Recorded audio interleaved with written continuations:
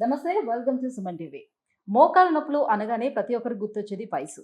వయసు పైబడిన వాళ్ళలోనే మోకాలు నొప్పులు వస్తాయని ఒకప్పుడు మాట. బట్ ఈ రోజుల్లో చూసుకుంటే 30 ఏళ్ళు వచ్చేసరికల్లా మోకాలు నొప్పులు అని అంటూ హాస్పిటల్ చుట్టూ తిరుగుతున్నారు. ఏంటి ఈ మోకాలు నొప్పులు రావడానికి రీజన్? ఇది వయసుతో సంబంధం ఏమైనా ఉంటుందా?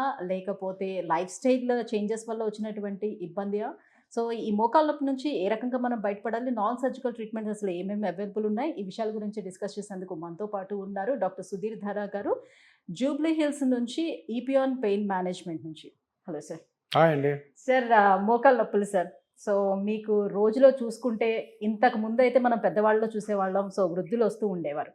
సో ఇప్పుడు ఎక్కువగా కేసెస్ మీ దగ్గరికి, సో యంగ్స్టర్స్ ఎక్కువగా వస్తున్నారని చెప్తున్నారు. సో ఏంటి రీజన్స్ ఉండొచ్చు? సో లిగమెంట్ ప్రాబ్లమ్స్ ఏమైనా ఉండొచ్చా? లేకపోతే నిజంగానే అరుగుదల ప్రాబ్లం ఉందా? ఎలాంటి ఇష్యూస్తో వస్తున్నారు ఎక్కువగా?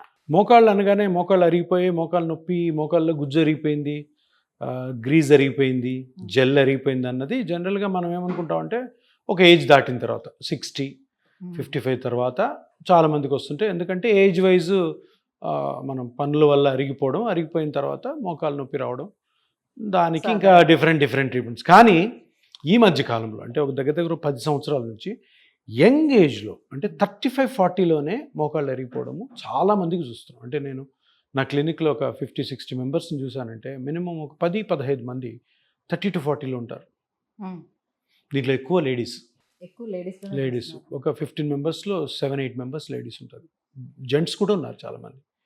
సో ఈ అంటే మరి మోకాలు అరిగిపోవడము, మోకాలు నొప్పి రావడం అంతా కూడా 55-60 అంటారు కదా సార్. వీళ్ళ పరిస్థితి ఏంటి? అసలు వీళ్ళకి ఏమవుతుంది? ఎందుకు అరిగిపోతుంది? అంత ఏజ్లో అరగకూడదు కదా. సో ఎర్లీ స్టేజ్లోనే అరిగిపోతే ఏంటి, వాట్ నెక్స్ట్? అదే ఇప్పుడు పాయింట్ ఏంటంటే, ఒకటి ఎందుకు అరుగుతుంది? నేను అందరిలాగే పనిచేస్తున్నాను కదా, అందరిలాగే నేను సాఫ్ట్వేర్ ఎంప్లాయీని, అందరిలాగే నేను లాయర్ని, అందరిలాగే టీచర్, నేను అందరిలాగే డాక్టర్. నాకెందుకు అరిగింది?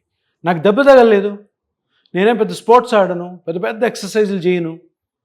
సో ఇది పెద్ద క్వశ్చన్ అనమాట. ఎందుకంటే 35-40కే మోకాలు అరిగిపోతే తర్వాత ఎన్ని సంవత్సరాలు ట్రీట్మెంట్ తీసుకోవాలి? అందరికీ తెలిసిన విషయం ఏంటంటే మోకాలు నొప్పులు వచ్చాయంటే పర్మనెంట్ ట్రీట్మెంట్లు ఉండవు, మెయింటెనెన్సే అంతా. ఎన్ని సంవత్సరాలు మెయింటైన్ చేయాలి? 35 అంటే మీ లైఫ్ ఎక్స్పెక్టెన్సీ ఒక 70-75 అనుకున్నాక 40 సంవత్సరాలు బండి ఎట్లా లాగాల? ఏం ట్రీట్మెంట్ తీసుకోవాలా? ఆపరేషన్ చేసుకోవాలా? లేదంటే ఆపరేషన్ చేసుకుంటే ఫెయిల్ అయితే ఏం కథ? టాబ్లెట్స్ తింటే కిడ్నీ ప్రాబ్లం వస్తే ఏం కథ? ఎన్ని సంవత్సరాలు ఇలా మేనేజ్ చేయాలా అన్నది పెద్ద సమస్య. ఇది అరౌండ్ 15-20% పాపులేషన్లో ఉంటుంది. 100 మందిని తీసుకుంటే 35-40లో మోకాళ్ళ నొప్పులు రావడం అన్నది 15-20 మందిలో చూస్తుంటాం. సో బేసిక్గా దీని కారణాలు ఎతికితే జనరల్గా మా ప్రాక్టీస్లో మేము చూస్తున్నవి, ఒకటి ఫస్ట్ ఏదో ఒక దెబ్బ తగిలి ఉంటుంది ఆ ఏజ్లో. దెబ్బ అంటే యాక్సిడెంట్ అవ్వచ్చు, ఇంజురీ అవ్వచ్చు. యాక్సిడెంట్ అయి పడ్డము, లేదంటే స్పోర్ట్స్ ఇంజురీ అంటాం చూడు. ఎక్కువ స్పోర్ట్స్ ఇంజురీ అంటే ఏదో సచిన్ టెండూల్కర్, విరాట్ కోహ్లీ లాగా కాకుండా మామూలుగా ఇప్పుడు 35 ఇయర్స్కి అందరూ స్పోర్ట్స్ ఆడుతున్నారు కదా.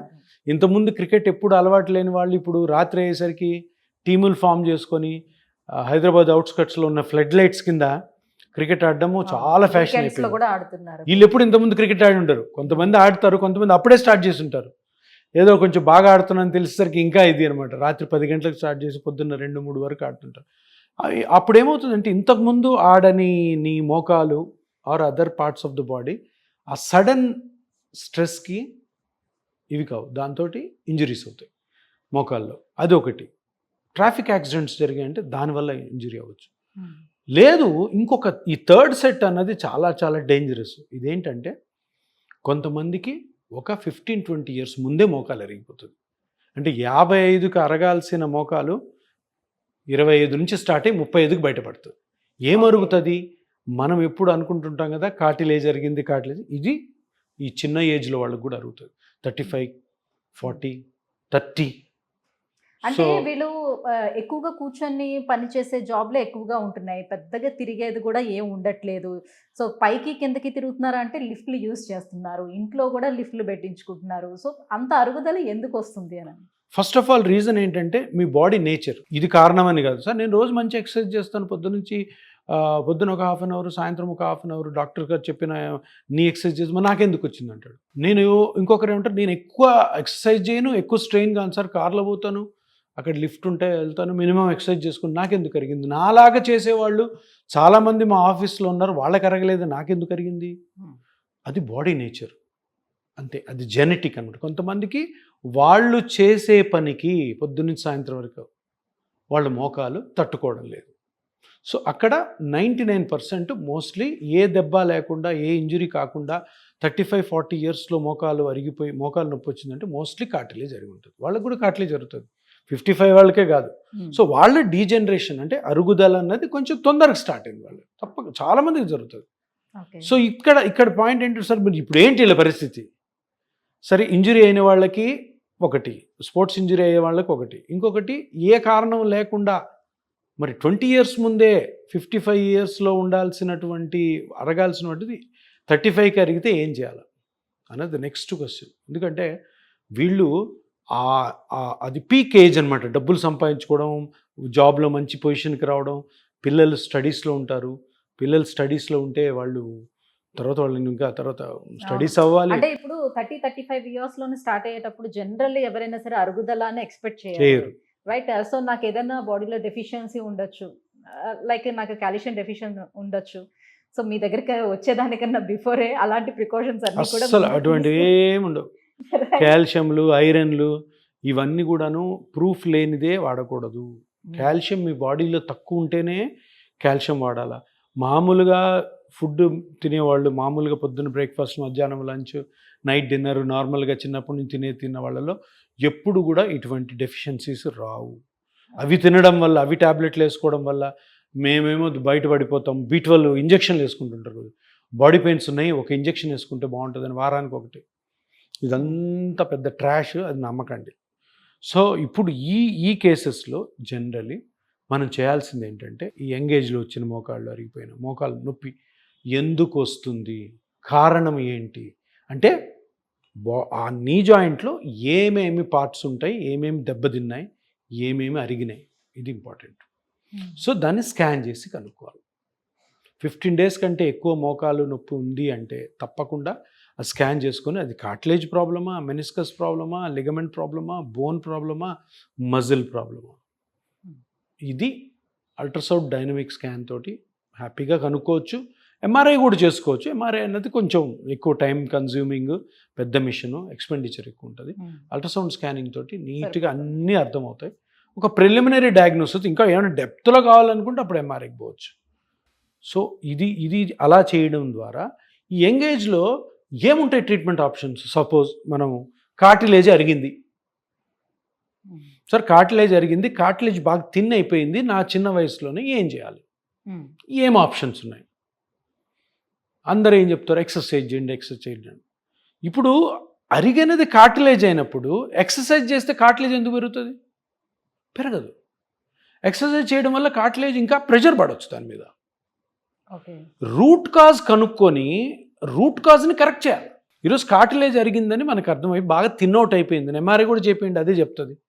ఒకవేళ ఆ పేషెంట్లో కార్టిలేజ్ అరిగి ఉంటే కార్టిలేజ్ని రీమోడల్ కానీ రీజనరేట్ కానీ చేయాలి. ఈ టెక్నిక్ చేయాలి అని అంటే మళ్ళీ ఎలాంటి డైట్తో సాధ్యం అవుతుందా అని. రీజనరేషన్ ఎట్లా అవుతుంది?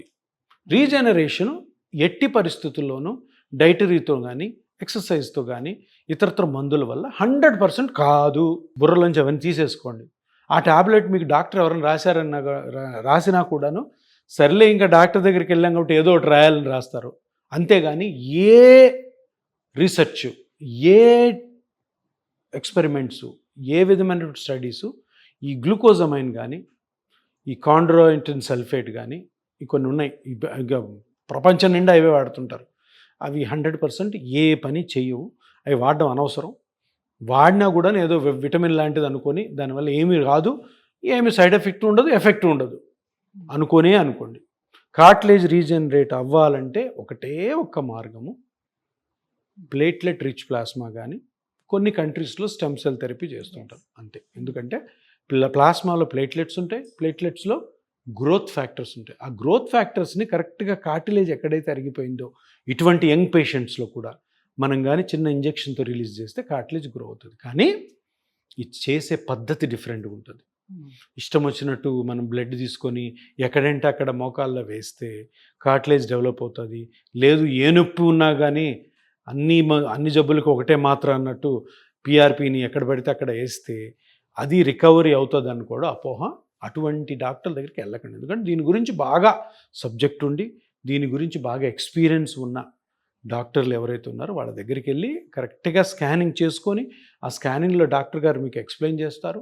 ఆ ఎక్స్ప్లెయిన్ చేసిన తర్వాత అది ఎక్కడైతే కార్టిలేజ్ జరిగిందో అక్కడ ఈ ఇంజెక్షన్ చేయడం ద్వారా మీ బ్లడ్లో తీసిన గ్రోత్ ఫ్యాక్టర్స్ చాలా మంచి రికవరీ ఉంటుంది. ఇంకొకటి చాలా మంచి రికవరీ అయినా అవ్వకపోయినా కానీ ఆ వయస్సులో ఉన్న ఏకైక ట్రీట్మెంట్ ఇది. లేదంటే ఎంగేజ్ లోనే చేయించుకుంటున్నారు కాబట్టి ఇంకా చాలా ఏజ్ వాళ్ళకు ఉంటుంది కాబట్టి ఈలోపు మళ్ళీ మళ్ళీ చేయించుకోవాల్సిన అవసరం ఎంతవరకు ఉంటుంది? రావచ్చు. ఎందుకంటే 35 ఇయర్స్లో ఎన్నో యాక్టివిటీస్ ఉంటాయి.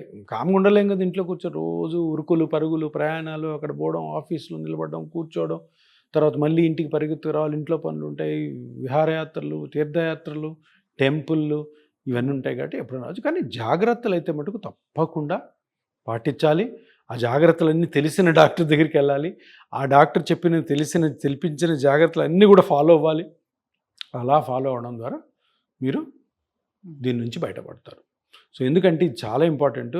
ఇంకొకటి ఇందులో నేను చెప్పాల్సిన విషయం ఏంటంటే 35-40 ఇయర్స్లో కూడాను ఈ నొప్పి భరించలేక డిఫరెంట్ ట్రీట్మెంట్స్ తీసుకొని అది కూడా ఫెయిల్ అయ్యి ఆపరేషన్స్కి వెళ్తున్నారు. అది చాలా డేంజర్.